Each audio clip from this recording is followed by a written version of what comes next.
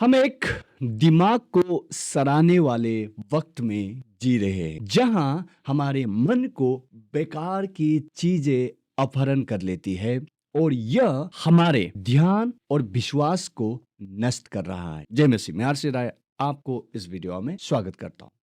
पिछले साल ऑक्सफोर्ड ने ब्रेन रॉट को word of the year declare किया। शब्द का मतलब होता है किसी व्यक्ति के इंटेलेक्चुअल यानी कि मानसिक स्थिति में गिरावट आना, सोचने विचार करने का शक्ति में गिरावट आना, क्योंकि उस व्यक्ति ने इंटरनेट सोशल मीडिया में इतने सारे बेकार के कंटेंट्स देख लिए जिससे उसका दिल दिमाग इन्हीं चीजों से भर गया और परिणाम स्वरूप उसका जो क्रिटिकल थिंकिंग, डीपली किसी चीज को एनालाइज करने का शक्ति, समझने विचार करने की, इन सभी में कमी आ जाना, जिसे ब्रेन रॉट कहा जाता है। और ये आज सभी के साथ में हो रहा है जो ज्यादा इंटरनेट और मोबाइल में समय बिताते हैं, जो बेकार की चीजें दिन भर देखते रहते हैं, जैसे रील्स हो गया, शॉर्ट फॉर्म्स वीडियो जो बेकार के, कुछ भी उसमें वैल्यू नहीं है। इन सभी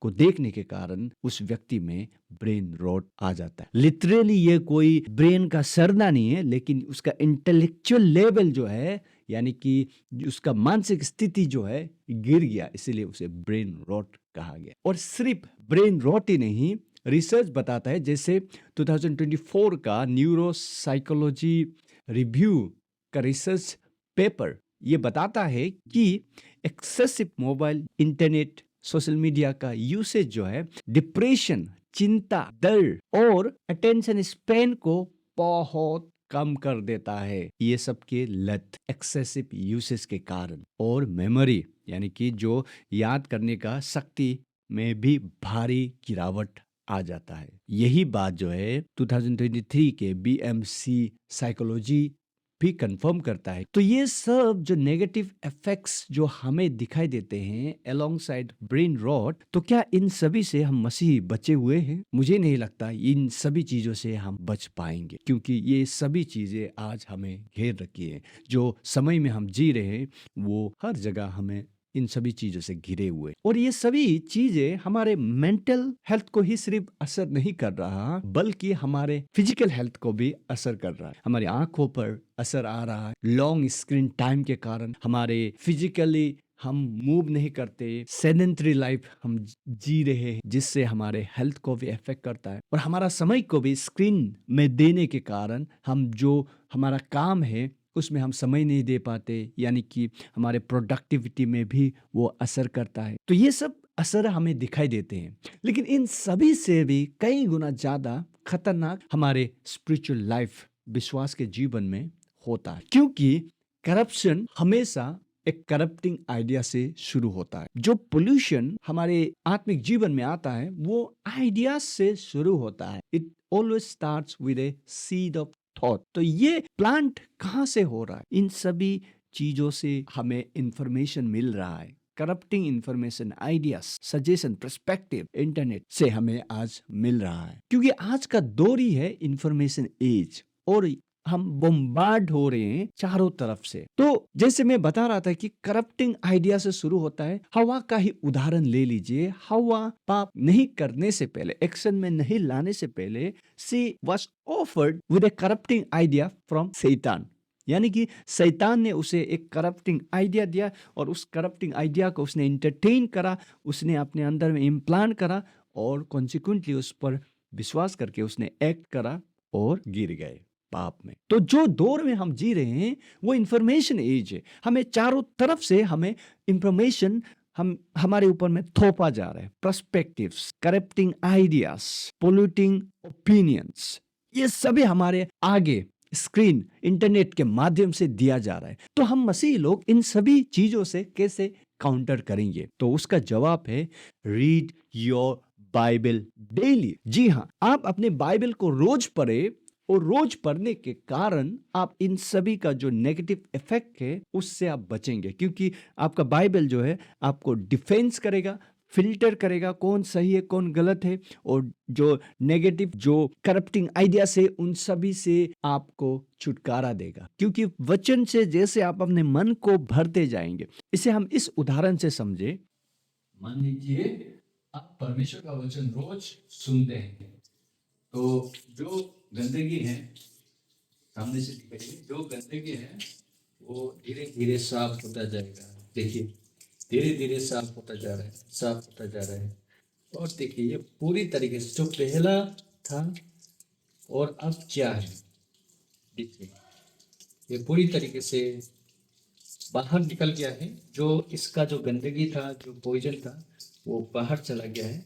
अब ये पूरी तरह से क्लीन हो गया है, साफ हो गया। देख सकता है कितना साफ अपने मन को भर रहे हैं परमेश्वर के वचन से, और जो बेकार की चीजें वो बाहर जाएगी। तो सिर्फ ब्रेन रॉट से ही आप बच नहीं सकते, बल्कि ऐसे बहुत सारे रीजन है जिसके वजह से आपको रोज वचन पढ़ने चाहिए। तो सबसे पहला कारण क्या है, अगर मैं आपको बताऊं तो रोज बाइबल पढ़ने से आप परमेश्वर से रोज कनेक्ट होते हैं। क्यों? क्योंकि परमेश्वर का वचन सीधा परमेश्वर का आवाज है हमारे लिए। और जब हम वचन पढ़ते हैं या सुनते हैं, ऑडियो बाइबल अपने मोबाइल पर आप सुन सकते हैं, सुनते हैं तो आप परमेश्वर से सीधा उनकी आवाज को सुन रहे हैं, जिससे आप क्या होता है कि कनेक्ट होते हैं परमेश्वर के साथ में। यही बात मैथ्यू चैप्टर 4:14 में प्रभु का वचन हमें साफ कहता है कि इंसान जो है सिर्फ रोटी से नहीं जिएगा, बल्कि परमेश्वर का वचन जो उनके मुंह से निकलता है उसको खाकर जिएगा। यानी कि जिस प्रकार से आपके शरीर को जीने के लिए खाना जरूरी है, उसी प्रकार से आपका आत्मिक जीवन में बढ़ने के लिए आपको परमेश्वर का वचन खाना जरूरी है। और दूसरा, ये जो डिजिटल डिस्ट्रैक्शन है, ये जो लड़ाई है, इसको आप जीत सकते हैं रोज वचन पढ़ने के कारण। आप इंटरनेट में होंगे, आप सोशल मीडिया में होंगे, लेकिन आप सही चीज को देखेंगे जो उत्तम है, सही है, गॉड ग्लोरीफाइंग है, उस चीज को ही आप कंज्यूम करेंगे। बेकार के चीजों में आप अपना समय को व्यर्थ नहीं करेंगे। यानी कि इन सभी चीजों में समय बिताने से अच्छा है कि आप परमेश्वर के वचन में समय को बिताएं, जो आपको स्पिरिचुअली नरिश करेगा, आपको स्पिरिचुअल ग्रोथ देगा। और 3 नंबर में, रोज परमेश्वर का वचन पढ़ने से आपको आपका प्रायोरिटीज यानी कि आपका प्राथमिकता पता चलता है। जब आपको प्राथमिकता पता चलता है तो आप बेकार की चीजों में समय व्यर्थ नहीं करते, आप उसी चीज को समय देते हैं जो आपके लिए इंपॉर्टेंट है, आपके लिए जरूरी है। और यही बात जो है परमेश्वर का वचन बताता है कि हम सभी का सबसे प्रायोरिटी लिस्ट में पहले परमेश्वर होना चाहिए। तो जब हम परमेश्वर को आगे रखते हैं, उसका राज्य, उसका आज्ञा, इन सभी को आगे रखते हैं, तो बाकी जो कुछ भी हमारे जीवन में है वो सारे चीज सॉर्ट आउट हो जाते हैं। सो इसीलिए परमेश्वर का वचन पढ़ने का फायदा क्या है कि हम सभी को अपना जीवन का लक्ष्य, हम सभी को अपना जीवन का मकसद, उद्देश्य के बारे में पता चलता है, और जिसके कारण हम बेकार के चीजों में अपना समय, एनर्जी नहीं देते। और 4 नंबर में, परमेश्वर का वचन केवल आपको ब्रेन रोट से ही नहीं बचाएगा, बल्कि आपको अगुवाई भी करेगा। साम नंबर 119 वर्स 105 में वचन कहता है कि परमेश्वर का वचन